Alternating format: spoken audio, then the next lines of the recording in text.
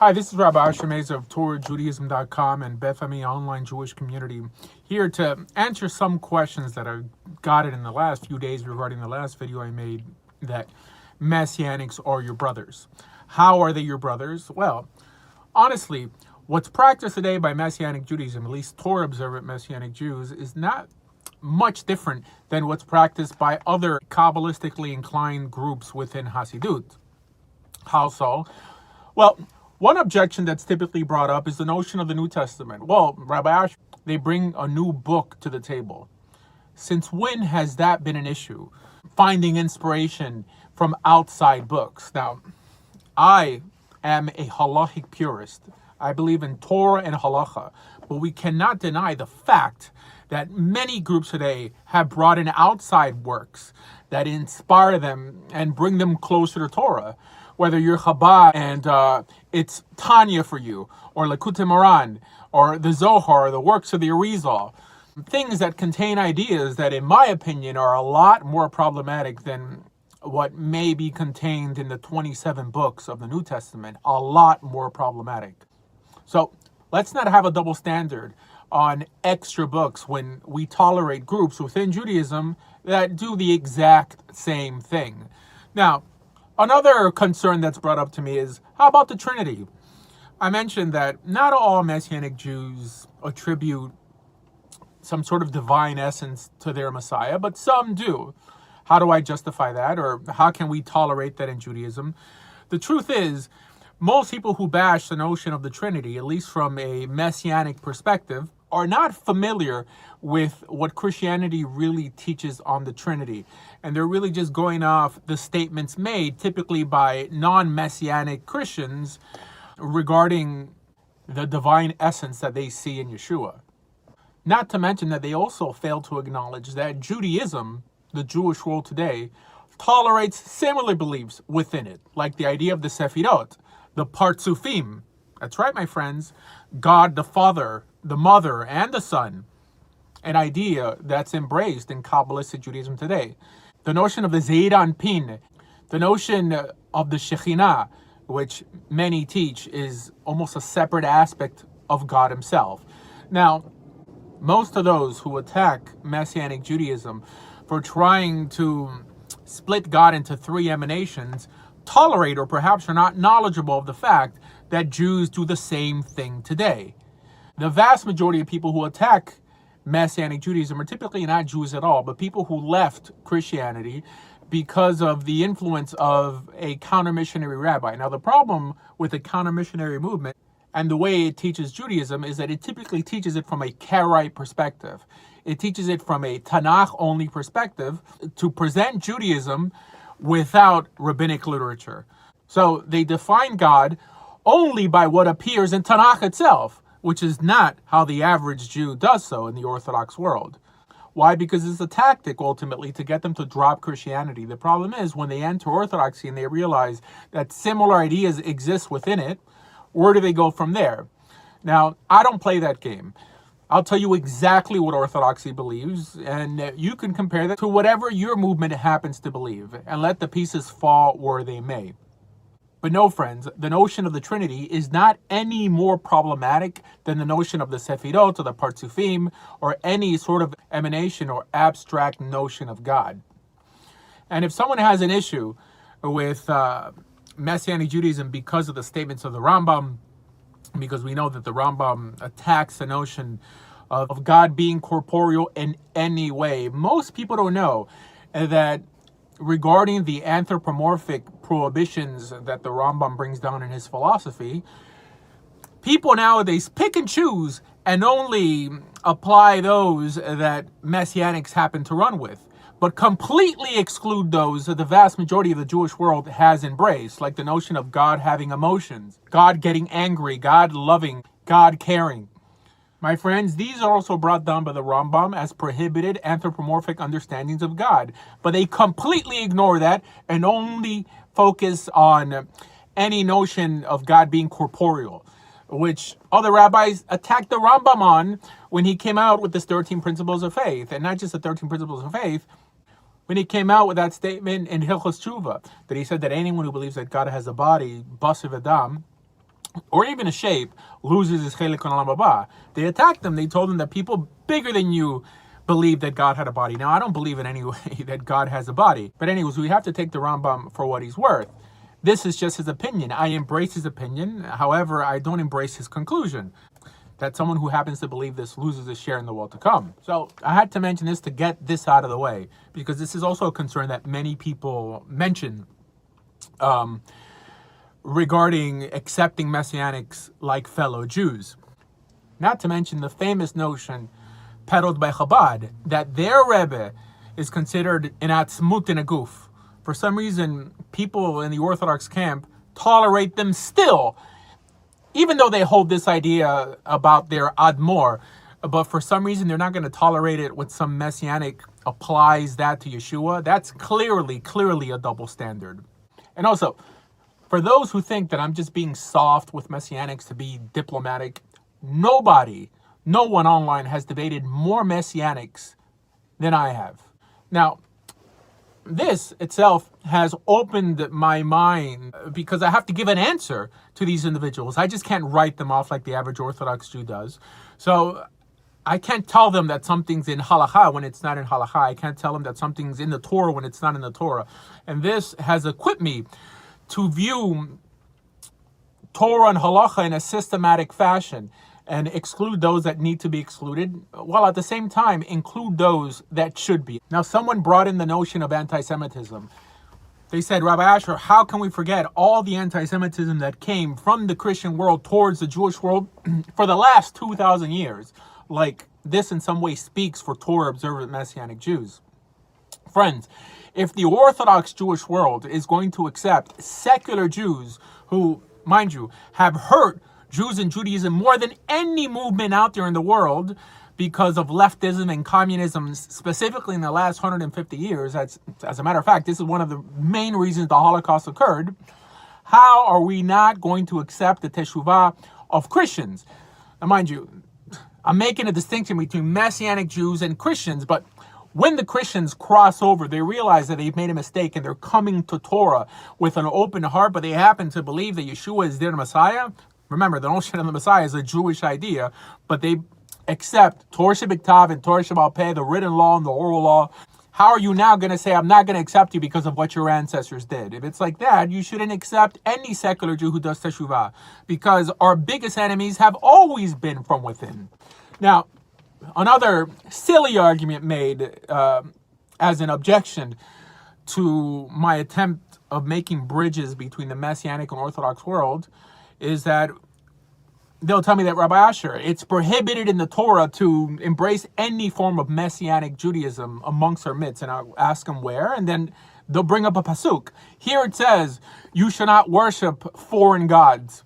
And that's it. And for some reason, they think that ends the argument. Now, it may end the argument on Facebook or on YouTube or on any other platform that they've chosen to write Messianics often, but it's not going to end the argument here. First of all, it's a bit silly to assume that believing in a Jewish individual as your Messiah, while at the same time embracing Torah and Halacha, that you are in some way worshiping a foreign god. First of all, most people who make that statement don't even know what the notion of worship means.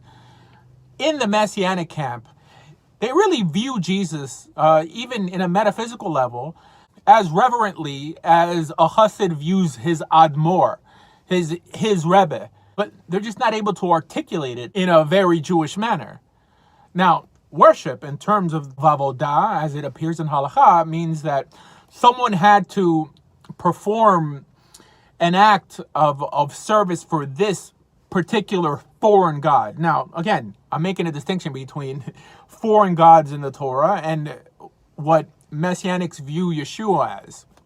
The way these individuals show their devotion to Yeshua is the same way that a Chassid shows his devotion to his Rebbe, by being the best Jew they can, by keeping God's commandments, and in the same way bringing others to that realization, to that truth that they've realized, to Torah and mitzvot. This is not worship like people would worship Baal Peor, some foreign god. Friends, we have to use equal scales, because then our credibility is shot. So let's be fair. People in some way assuming that Yeshua is the divine essence in bodily form, that God in some way embodied a man for 33 years and they call him the Son in the Godhead. This is not a form of worship. Like, you know what is a form of worship?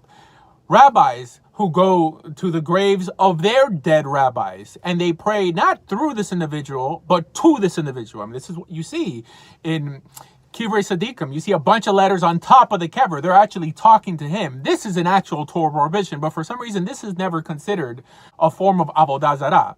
And I also don't classify this as idolatry, but I do see it as very, very problematic. So we cannot have a double standard. Lastly, someone on my show, when he tried to make the case that Christianity is, or at least Messianic Judaism is, a foreign religion and Jesus is a foreign God, I'm like, fine.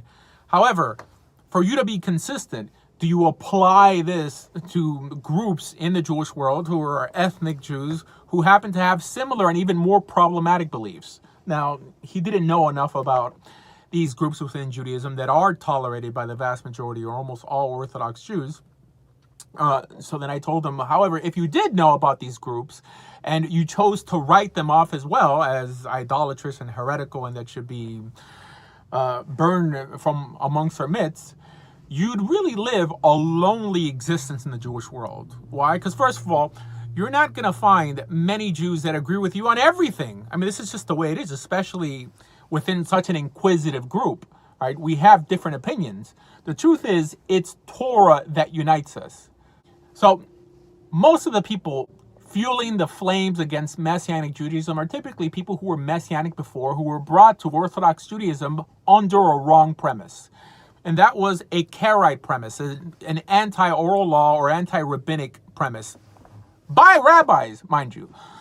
This is why most Orthodox rabbis who debate Christians typically won't debate a Messianic Jew, because I don't think they feel comfortable debating one group that has cultish behavior with their own group and their own literature that also contains similar ideas. No, but rather they'll debate a Presbyterian or a Calvinist, because on that platform they could write it off as just not aligning with what appears in Scripture. But this is not the way Orthodox Jews practice their religion, unfortunately. There's a lot of midrashim, there's folklore and legend that comes in, Kabbalah, which, in my opinion, is a lot more problematic than the handful of statements that appear in the New Testament that go against the philosophy of the Rambam, but not against Chazal. So one principle that we must learn is that you can be a fool, your beliefs could be completely silly, and at the same time not be an idolater and a heretic. And this is something that many people nowadays cannot grasp. Just because they don't like you, they'll call you the worst names in the book. Things that, according to Halakha, you'd be liable to death penalty for. They don't even think. So, friends, you don't have to like what Christians believe, just like I don't like what Lubavitchers believe necessarily. But I embrace them as my brothers because they keep Torah and Halakha. That is the only thing we could unite on. And if for some reason I don't like their ideology, I don't have to daven in their shul. But what I don't have the right to do is exclude them from the fold when Torah or Halacha has not done so. It means because there's no Sanhedrin nowadays, it's really up to them to decide if a group that keeps Torah and Halacha but happens to believe that their Rebbe is not just the Messiah but has some divine attributes to him, that if they should be included in the fold. If that's the case, if Christianity or Messianic Judaism would be excluded if they keep Torah and Halacha, but happen to believe that their Rebbe has divine qualities, there would be a lot more groups within Judaism that would also be excluded. So what I'm fighting against here is the double standard. The problem is most people who attack Christianity or Messianic Judaism or Torah-observant Messianic Judaism for what they believe don't really know anything about the Jewish world or different segments within Kabbalistic Judaism. So they make the statements like it's a foreign god, it's idolatry, and they never get corrected. Why? Because the average Jew has a chip on his shoulder that he wants to see believers in Yeshua suffer. He wants to see believers in Messianic Judaism be left out. But you know what? that time is over. Friends, there is strength in numbers, and we have to align with like-minded individuals, whether you like it or not. We have to share this planet, okay? And if we don't impact people, those people are going to end up impacting us. And the world is ultimately separated between the decent and the indecent, and Messianic Jews are decent, okay? What makes them decent? Torah makes them decent. If we agree on source material, we agree on what matters, then they are our brothers. And you know what? Even though they haven't gone through a halachic conversion.